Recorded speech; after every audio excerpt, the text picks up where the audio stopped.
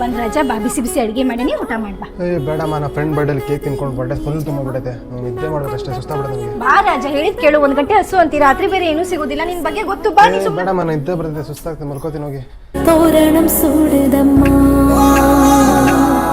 நெஞ்சம் ஆனந்த மேகத்தில் ஊஞ்சலும் ஆடுதம்மா என் உயிரிலிருந்து பிரிந்த பகுதி இங்கே